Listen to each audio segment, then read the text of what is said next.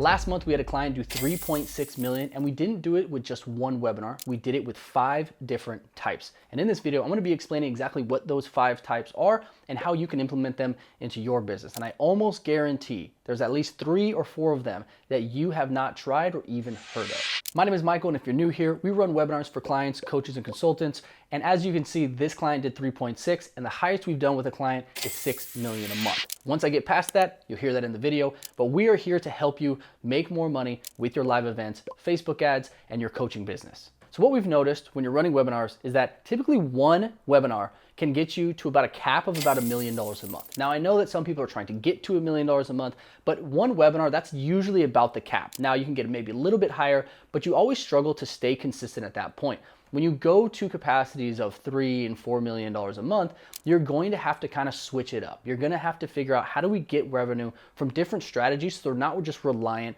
on one.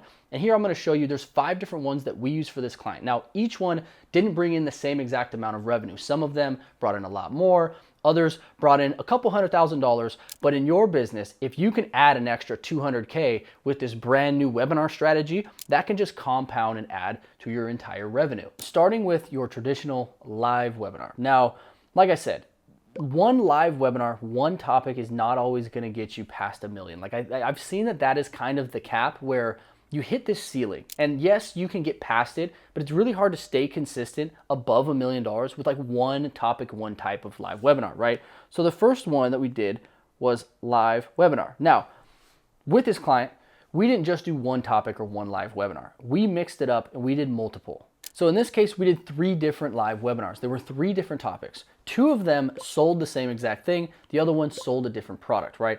And so a lot of times it's just a matter of like rewrapping your webinar, right? Or rewrapping your topic, right?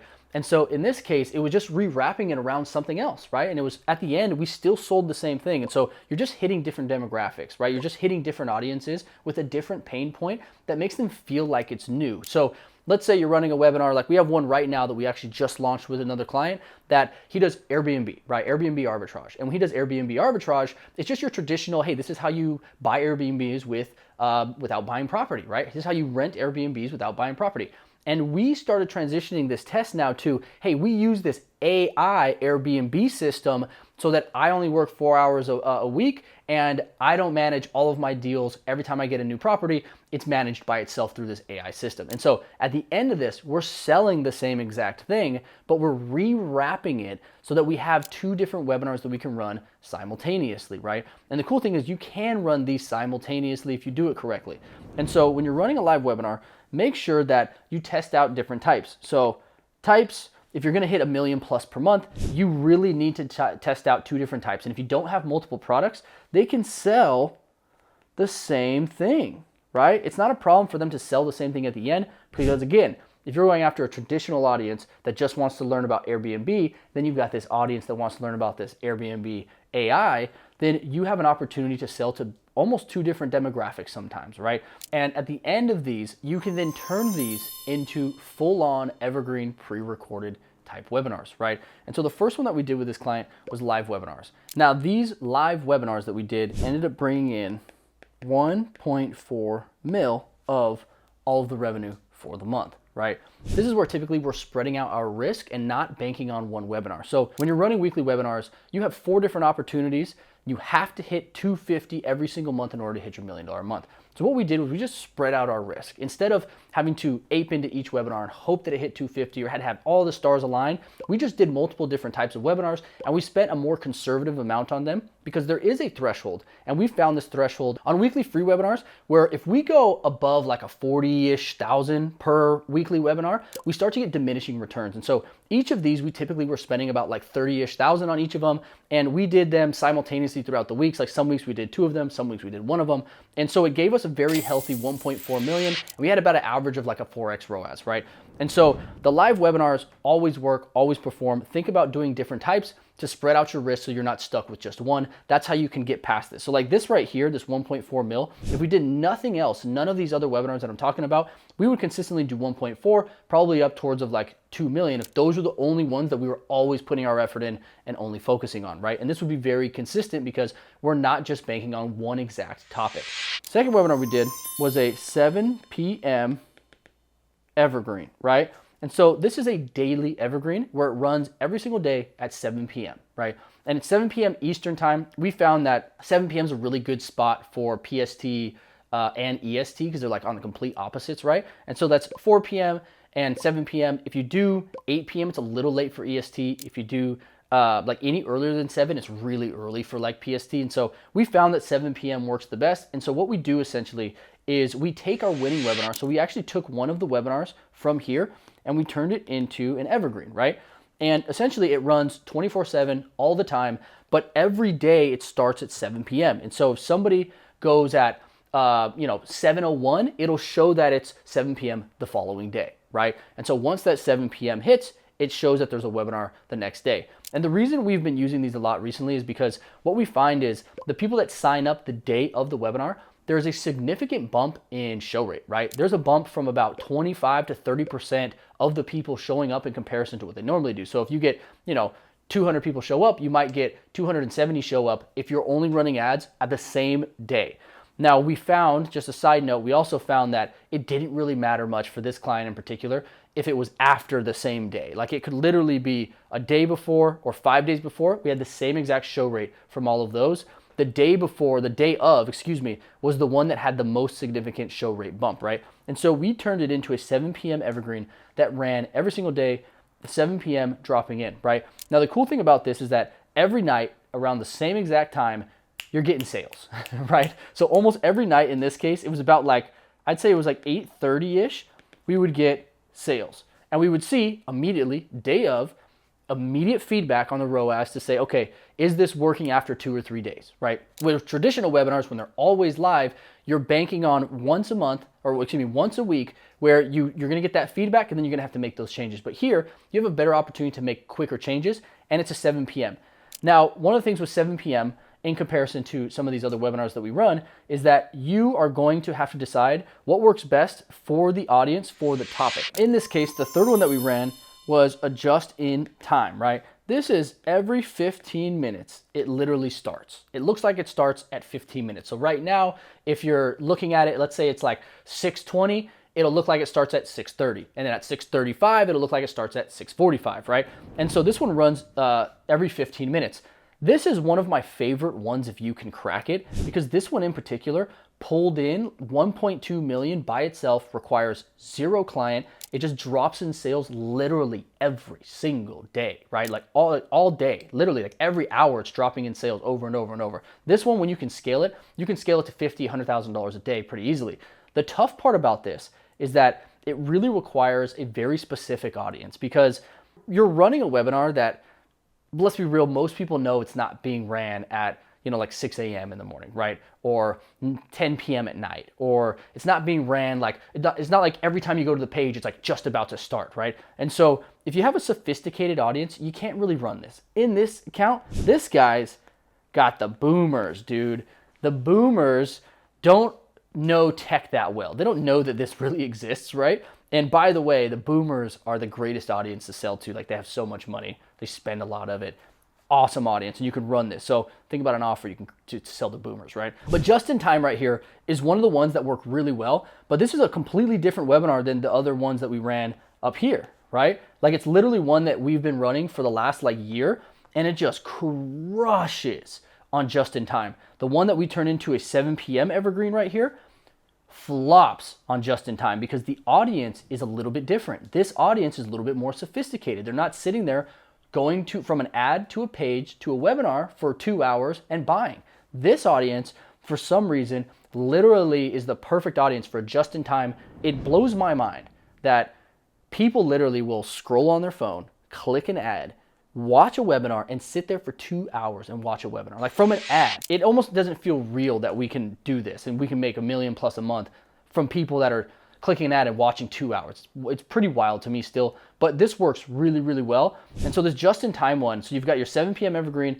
you got your just-in-time evergreen. Now the fourth one that we ran is a partner webinar. Now, this is something that I don't see a lot of people do, and it's not one that's gonna be scaling you to $1 million plus a month, right? This is one that's just gonna be able to supplement a little bit of income, a little bit of revenue, likely about 10 to 15% a month if you do it correctly, depending on obviously how much you're making a month. So in this case, we only made about $137,000, $140,000 from them, which obviously is quite a drop in the bucket when you're looking at us doing 3.6 million in a month. But if you're doing these correctly and it's just pulling in an extra $100,000 for you, like that may be significant. If you're only doing 100K a month, you're doing $200,000-$300,000 a month. Even if you're doing $1 million a month, that's 10% extra revenue that costs zero ad spend, right? And so the way that these partner webinars work is you're gonna wanna find somebody in the space that does not sell what you sell, but can complement you, right? And so in this case, we were looking for people that basically had our audience that we hosted a webinar for their audience. And the reason these are so powerful, like I love these, they're not easy to do at scale because you're just gonna have a bunch of partners and it's hard to tell which partner is gonna absolutely crush it or not. But essentially what you do is you do a webinar for their audience, right? So you're doing it for their audience. And the way that we set these up is we do the page, we do the emails, we do the SMS, we do everything. And all the partner has to do is promote. They just need to promote it to their audience. Most of the time when you're picking a good partner, they have a good email list, they've got a good Instagram, they've got a good social media, or even like a lot of these people have like Facebook groups with like a bunch of people in them, and they may sell like some kind of low ticket offer that doesn't compete with yours. You will host a webinar for them and their audience. And it's almost like this special, like, hey, this guy's coming to host a webinar for us about this topic just for us. You know, click and sign up. And the reason these are really powerful is because you're basically like hijacking that authority, right? You're hijacking the growth that that person has made and the trust that that person has had with their audience, right? Because if they're promoting to their audience, then their audience like, knows, and trusts them. And so the few things that you have, that you see happen here is you're gonna get a high show up rate and you're gonna get a high close rate. Both of these things are pretty significant, right? Because think about it this way, they're not cold, you're basically taking the trust from somebody else. And so it's actually, in my opinion, almost even better than when you get the trust from your own audience. Like you're basically leaning on their trust and they're promoting you as like the authority and the expert, and they close even better than your own audience. Like it's really, really cool. And these are really fun to do. And so partner webinars are one of those things that you can supplement a little bit of revenue. And it's just the same thing as a normal webinar. Like you choose a topic that matches them. So for example, in this case, it was like women that were like over 40 and they were into like health, fitness, and like weight loss, right? And so our webinar was all focused around those types of women, right? It was focused around like, hey, this is how you can use this to customize a plan for your weight loss journey and for like your fitness, right? And so at the end of it, we still sold the same thing, but we rewrapped it like we were talking about. We're gonna rewrap it and give it as this really special, unique package and webinar just for their audience, right? And so worked really good. We did 2 of these actually. And so between the 2 of them, we did $137,000. Again, not a massive amount, but it definitely helped us a lot bring in like extra revenue. That's literally, you know, I mean, not all the ad spend, like it's a very fraction of the ad spend, but it's just extra revenue that doesn't cost us anything except showing up to a webinar for a couple hours, right? The 5th one is a community webinar, right?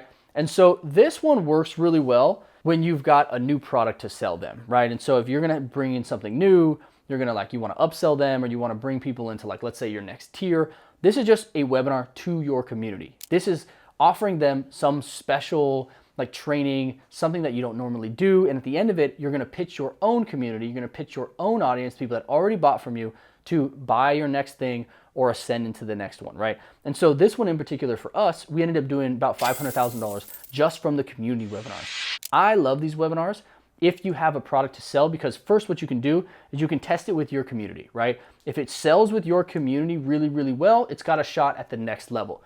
If it bombs with your community and your community who's already purchased from you doesn't want to buy it, then it's not going to work cold.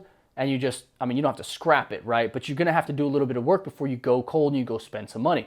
And so your community webinars are just you reselling your audience that has already purchased from you on something else or Ascension. Now, in this community aspect, if you're looking at like order of operations in terms of like deciding whether it's good or not, a little bit off topic here, but first you go community, then you go like email/organic, like Instagram, right? And then you can go paid. And so each of these levels is like, this person is like hot, this person is warm, this is cold, right? If it works here, then it works here. It's got a shot to work here. If it doesn't work here and doesn't work here, do not take it to cold, right? It's never going to sell if it can't work with your existing audience. So all of these 5 right here, well, all of them accumulated into $3.6 million in a single month. But as you can see, we weren't just banking on one strategy to provide the whole 3.6 mil. Especially with this client, we're literally doing like a 4 to a 5x ROAS every month at that volume. And we have to, because they have all these different hard costs that are involved. And if I get under a 4, this guy literally is pissed off. And so for me, I have to make sure that with this, we have all of these different strategies in place so we can drive the right revenue, so we're not blowing spend and we're hitting under that 4x ROAS, right? And so obviously some of the webinars that we do don't always hit it, but accumulation of all the strategies and everything that we're running, we're always above 4 and 5, right? And so hopefully this gave you a little bit of insight into some of the things that we're doing that you may not be doing already. And community webinar is not very common. The partner webinars are not very common. And both of those Evergreen webinars, we have a couple other videos about Evergreens that you can dive in to see how they're actually set up. But those ones work really well. So if you're trying to crack $1 million a month, you're trying to crack $3 million a month, don't put all your eggs in one basket. Make sure you separate them through all of these different strategies so that you can have a little bit in each one and it'll accumulate to your big $3 million a month. All right. Hopefully this was helpful. We'll see you next time.